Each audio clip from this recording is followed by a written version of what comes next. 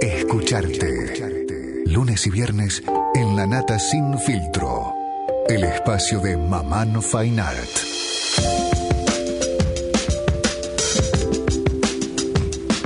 Está acá María Teresa Constantín, es historiadora y crítica de arte, es la curadora de Espacio de Arte de Fundación OSDE, donde se va a inaugurar una muestra que se llama Geografía del Silencio de Víctor Cúnsolo. A ver, ¿qué tal? ¿Cómo andás? ¿Qué tal? Buenas tardes. Antes de hablar de Cúnsolo, hablemos un segundo de la Escuela de la Boca, porque de ahí viene Cúnsolo, entre otros tantos. Contame o contale a la gente por qué, contanos a todos, por qué es importante la Escuela de la Boca. Empezamos mal. Porque para vos, Cúnsolo no está en la Escuela de la Boca. Sí, lo que dudo es que haya una Escuela de la Boca. Ah, me encantó Creo que hay artistas increíbles en la Boca, entre otros Fortunato La Cámara, Sí. Diomede, Mengui, una cantidad de artistas. Daneri, efectivamente.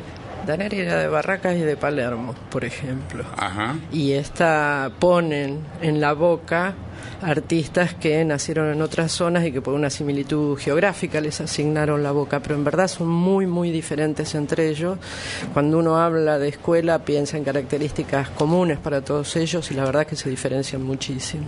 Ajá, o sea, para vos Lázari no crea una escuela de nada. Lázari es un gran maestro.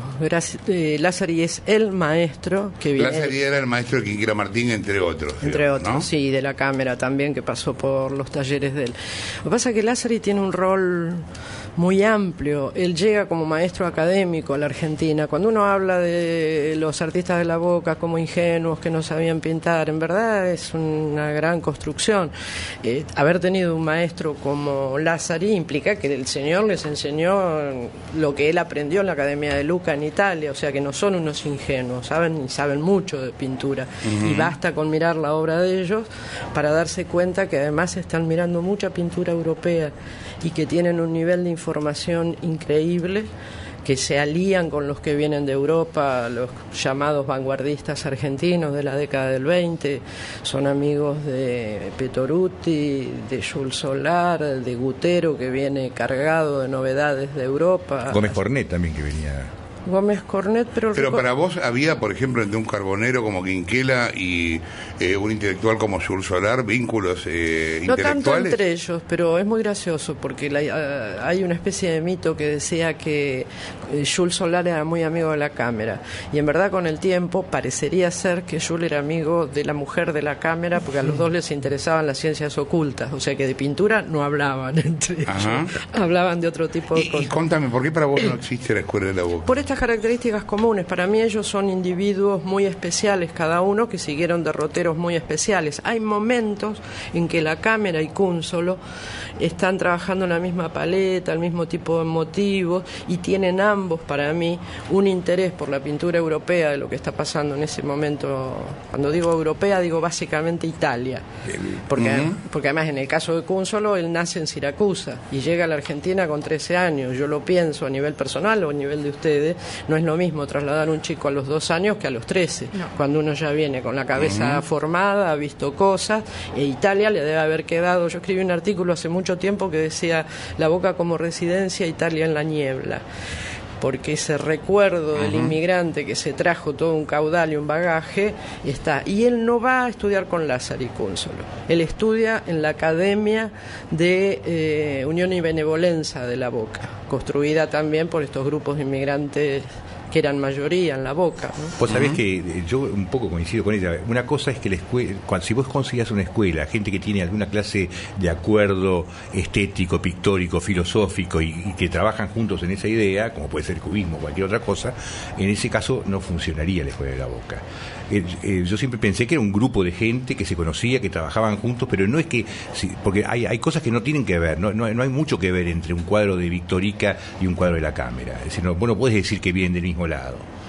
No, Victorica es justamente el ejemplo. Él es de la familia de los Pueyrredón, vivía en San Isidro, y cuando muere su mamá y su tía, se va a vivir a la Boca. Claro, pero lo que había sí era gente que trabajaba junto, que vivían cosas juntos, que estaban en un mismo lugar, que ese lugar tenía su propia energía y por supuesto uno se influencia con el otro siempre de algún modo, pero no existía a priori una intención estética común, manifiesta de ninguna clase. Sí. Y además es muy interesante porque justamente lo que intentamos hacer con la muestra de Cúnsolo es rodearlo de un universo visual que lo comprendía él y comprendía a todos los otros. Es una muestra que es de Cúnsolo, perdón, ya me estoy metiendo en la exposición. Está bien, sí. Es una muestra que va a tener, por ejemplo, fotografía, grabado, páginas de diario a nivel de obra, después les puedo contar por qué las páginas de diario, cine, hay un fragmento de una película que se llama Riachuelo, donde las imágenes son casi imágenes que va a tomar Cúnsolo en su obra. Mejor dicho, no las toma, tienen el mismo tipo de imágenes. Y lo que estamos tratando de demostrar con esa muestra es que había un contexto muy especial. Exhibimos, por ejemplo, los grabados de Historia de Arrabal, de Gálvez, donde uno lee el texto de Gálvez y el texto contribuye a hacer de La Boca un barrio de malevos, prostitutas, malandras. Sin embargo, el tipo no puede evitar dar cuenta que, por ejemplo, Rosalinda, el personaje de la novela, está de novio con un anarquista. En paralelo estamos organizando también una muestra de gráfica anarquista, van a convivir las dos muestras.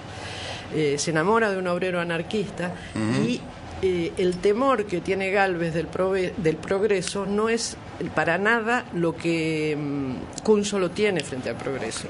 Cúnsolo adora, yo les había traído algunas imágenes, el transbordador de La Boca. Y sin embargo Rosalinda considera esa mole negra horrible que le da miedo. Yo llegué a usarla esa. ¿En serio? Sí, es muy con grande mi tío. Usted, Levina. Soy bien grande. Creo que fue el final del transbordador. Ese viejo puente grande, en realidad uno cruzaba. Era una balsa que iba y volvía, que se decían transbordador, tirada por unos cables de acero. Por arriba, iba colgando. Sí, iba colgando ahí. Y subías con el coche ahí y te llevaba para el otro lado. A la Isla Maciel. A la Isla Maciel. Otro de los grandes lugares de Cúnsolo. Quiero decir algo que tiene que ver con ella y no con la muerte. Yo vine a hablar de Cúnsolo. Sí, no, yo quiero hablar de vos. Ella maneja Oz desde hace años, que es un lugar increíble que está en la vieja mueblería Maple, que esos vidrios curvos afuera, un lugar increíble. En el primer piso está lo que hace Constantín. Realmente ha hecho un trabajo por el arte argentino poco usual. Primero porque lo ha hecho con fondos cortos, no son los fondos que pueden tener otras instituciones, son fondos relativamente medidos, y se vio desde Stefano, Pirossi, un montón de cosas que no se ven en otro lado, y la muestra de Diomedes, ¿cómo se llama? De Daneri. No, Daneri la hicimos en La Boca. Pino. Gómez Cornet, increíble. Pues creo que es muy bueno, muy destacable el trabajo que están haciendo por el arte argentino en ese lugar. Eso quería dejarlo claro. No, por favor. Trabajamos a conciencia. Sí. Contame quién fue Cúnsolo. Bueno, ya les conté, es este niño inmigrante que llega con 13 años a La Boca, y una parte de la exposición está dedicada justamente a su primera etapa, y ahí él convive con esto que podríamos llamar los maestros de La Boca, donde hay un Lázari, hay Justo Lynch, hay Quinquela, hay La Cámara, un poco con la idea de ver qué estaban trabajando ellos, todo este grupo, en un momento determinado, que es justamente el paisaje natural de La Boca. Ustedes sabrán, Lázari lo sacaba a pasear al aire libre y a tomar escenas al aire libre. Bueno, desde ese punto de partida eso y el cierre es lo único cronológico. Después vamos por este Cúnsolo que muy rápidamente se va a demarcar. Él muere muy joven, muere a los 37. Por eso pinta tan poco el tipo. Pinta muy poco. Hay una especie de transformación de su pintura entre el año 28-29 y muere en el 37. En ese periodo, además, se va entre el 32 y el 37 a La Rioja porque contrae tisis, lo que sería la tuberculosis hoy, y se va en busca de la montaña. Evidentemente la montaña no le hace nada, vuelve y muere aquí. Eso en cuanto a su biografía. Pero, por ejemplo, una de las cosas que la muestra nos permite afirmar es que no es uno de los olvidados de la Argentina. En su momento él tuvo su repercusión. Es más, participó de una muestra de joven pintura argentina en Italia en los años 30, que esto es bastante ignorado y se lo considera como un tipo olvidado ahí ahí en la Boca, y está bien, había determinadas condiciones políticas que lo permitieron, vino la muestra organizada por el Duce del Novecento italiano, lo vieron los italianos, encontraron en él algo que los emparentaba con ellos, a él y otro grupo lo llevan para Italia, pero bueno, es un personaje mucho más dinámico. Ese grupo que vos decís que es parecido, es March y otros con Ellos son ¿no? un poquitito posterior, pero... Porque no es distinto la pintura metafísica de March o de Pacenza. Él y la cámara, para mí, son los que tienen una fuerte impronta de la metafísica italiana. Es de Quirico, digamos. Exactamente, de Quirico, Carrà. Claro. Hay obras de Cúnzolo que uno dice, Dios mío, es la vuelta de Rocha, pero aquí se ve que él miró mucho a Carrà. Lo interesante es ver que desde los años 20 la pintura italiana tenía una presencia fuertísima en la Argentina, que se consolida en el año 30 con la muestra que organiza el Duce de propaganda internacional, que trae Margarita Sarfati. Me estoy yendo por las ramas, que por ser judía después el Duce la echa de Italia y la echa de ser su socia consejera. ¿Y de dónde saca Cúnzolo esos medios de ingenuo que tiene? De la crítica de la época, que no lo pudieron entender, no lo entendían, lo veían. Él tiene un gran aliado, que es Gutero, que viene de Italia justamente, y Gutero llega a la Argentina, hay una serie de cartas entre él, entre Gutero y otros artistas, Falcini en especial, donde él dice, mis aliados son los muchachos de la Boca, y viene a enfrentarse a la Academia Argentina, Gutero. Muchachos de la Boca, a los cuales lleva a exponer nada más y nada menos que a la Asociación Amigos del Arte que había fundado la señora Sancinena de Elizalde en el centro, ¿no? Que era el lugar de la alta sociedad argentina. Y vos hablabas de lo político, pero ¿hay algo de político en todos estos tipos, en lo que hacen? En la cámara, bueno, primero yo creo que todo arte es político. No, bueno, está bien. No, bueno, no, lo digo porque cuando uno exige mostrar qué y dónde y cómo y cuándo, está teniendo un gesto político. En el caso de ellos dos, sobre todo entre Cúnzolo y la cámara, Cúnzolo no se manifiesta, escribe poco, cuando escribe de su propio recorrido. Hemos encontrado un solo documento que no fue cedido por una investigadora, Elida Radovnik. La cámara sí. La cámara es un tipo mucho más político. Él funda una agrupación que todavía existe en La Boca, que se llama la Asociación Impulso, donde él nuclea una cantidad de artistas, y es muy gracioso porque desde Impulso él organiza picnic en la isla Maciel para juntar fondos para los anarquistas. Ajá. Y él mismo es ilustrador del diario La Protesta, del anarquismo. Ajá. Con lo cual ahí hay un contexto político mucho más fuerte, claro, más reconocido. Claro. Ellos no hablan de política, sí tienen gestos paralelos, la pintura uno la ve y dice, aquí no hay política. Y en la cámara menos, es interiores y claro, bueno, algunas cosas del puerto, pero... Yo creo que en eso justamente es interesante, porque es una pintura muy grave, muy amarga. Sí. Yo creo que ellos saben que el momento que está pasando el mundo es un momento amargo, son los años 30, es el ascenso del nazismo, el 37 Hitler ya... toma absolutamente el poder, ¿no es cierto? Entonces ellos saben, están informados, reciben material, y la oscuridad de parte, ese silencio, nosotros llamamos esta muestra una geografía del silencio. No hay nada, los personajes son chiquititos, perdidos, es la soledad del paisaje, es una pintura muy quieta, muy callada, y para mí la gravedad de la situación política, tanto argentina, no olvidemos el golpe del 30, ¿no es cierto? Ellos están ahí, como tomando la realidad entre comillas, digamos. Decime una cosa, Cúnzolo tiene esa neblina que le mete siempre, ¿no? Que eso también tiene que ver con influencia italiana, porque yo he visto cuadros en Italia también donde aparece esa cosa que es como neblinosa, como la imagen, que es como si fuese una especie de Turner más marcado, ¿no? Pero tiene esa cosa. ¿De dónde sale eso?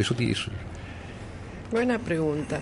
A ver, si vamos por lo objetivo, yo le diría que es la neblina de La Boca. Caminar a la madrugada o a la tarde por La Boca tiene algo de eso. Y sobre todo en los paisajes de Chilecito, usted va a ver cielos rarísimos, unas montañas recortadas como un fondo blanco, contra un cielo blanco o muy claro.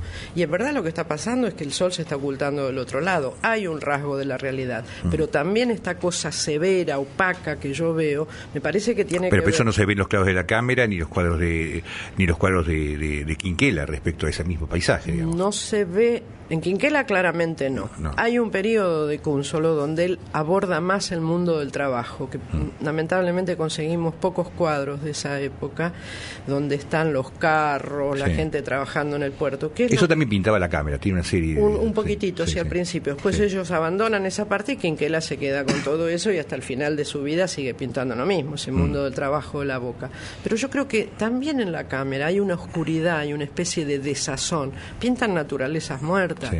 Una vela que se va consumiendo, ahí un rincón de una esquina. Bueno, y usted abrió ahí nuestro folleto. Que es una maravilla Acá se ve, no sé si tuvieron tiempo de subirlo, se ve Martín Fierro, Augusta, el manifiesto italiano, y con eso hace una pintura. Es simplemente para mí hay una cortina, claro, es una declaración de principios, indudablemente. Bueno, por lo que yo sé, la cámara empieza pintando afuera y termina adentro. Exactamente, sí. Y pasa décadas, 2 décadas adentro por lo menos. Para mí la parte más maravillosa. A ver, sí, estoy claro, diciendo una barbaridad. Coincido, las marinas de la cámara me encantan. Pero cuando él se mete adentro del taller y empieza a trabajar eso, hay un gran amigo que falleció, que era don Francisco Traba, que tenía uno de los interiores más bellos que yo he visto, donde directamente la cámara cerró los postigos y entre las endijas del postigo se veía uno ve apenita la boca y adelante ve el estudio y un malboncito, de esos malboncitos. Primero eran vistas desde el estudio. Exacto. Y después va como cerrando la ventana hasta que finalmente se pinta su estudio solamente. Pero y entra una luz por la ventana en general o por la puerta abierta, se ve un pedazo de la boca atrás, pero el clima que logra dentro del estudio es una cosa excepcional. Y además siempre el mismo banquito, siempre la misma mesita. No cambia nada. No cambia nada. Con los mismos elementos hace cada vez una obra maravillosa.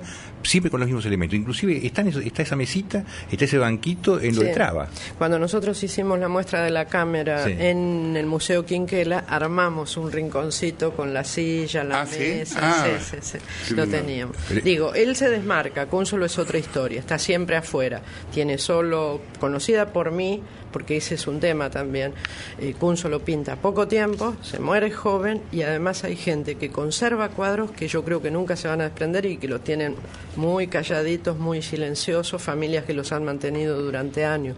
Salen pocos Cúnzolos al mercado y cuando alguien sale... Hay una vuelta de rocha famosa de Cúnzolo, ¿está ahí en la muestra? Sí, está la del Museo Nacional de Bellas Artes, hay otras de colecciones privadas, hay del Museo de La Plata, han sido muy generosos los prestadores. Pero te costó conseguir igual, porque son pocas obras, pero en verdad llegamos a los 30 y pico de Cúnzolo. La muestra tiene 70, más o menos 70 piezas, entre las cuales, insisto, hay 30 y pico de Cúnzolo, el resto son grabados, entre ellos Historia de Arrabal, que desarmamos un libro para exhibirlo y mostrar esto. Me olvidé decirles lo más importante, Historia de Arrabal está ilustrada con grabados de Belloc. Entonces ahí ya hay otra parte, otra genialidad. Después encontramos mucho grabado de la boca que toman los mismos motivos, algunos de ellos personajes desconocidos, que la crítica nunca los tuvo en cuenta. Hay fotografías, hay postales de la boca, con lo cual quiere decir que en ese periodo que pinta Cúnzolo se está quebrando con la imagen de la que hablaba al principio, de las prostitutas y los malevos, y la boca empieza a asumirse como un lugar industrial, de progreso. De hecho, la ilustración que ustedes tienen por ahí del transbordador es genial, como Cúnzolo está enamorado de esa... Hay dos cuadros que toman el mismo tema del transbordador, de la mecanicidad de las patas del transbordador. Digo, ahí hay unas líneas rectas que están encuadrando todo, y por supuesto la iglesia que se ve siempre al fondo. ¿Esto dura hasta cuándo la muestra de Cúnzolo? Hasta enero, más exactamente el 14 de enero. Igual si pueden vayan, ya, la dirección es muy buena realmente. Suipacha 658, primer piso, ya tenemos 1000 inscriptos de niños de escuela primaria que quieren ir a ver la muestra de Cúnzolo. Buenísimo. Sí, esa es la parte que nos enorgullece. ¿De qué hora a qué hora? De 12 del mediodía a 20 horas. Gracias por haber estado acá. María Teresa Constantín. Bueno, gracias. Acordate, si podés andar en la Fundación OSDE, está Geografía del Silencio de Víctor Cúnzolo. Escucharte. El espacio de Mamán Fine Art para acercarnos al mundo del arte y descubrir a sus protagonistas.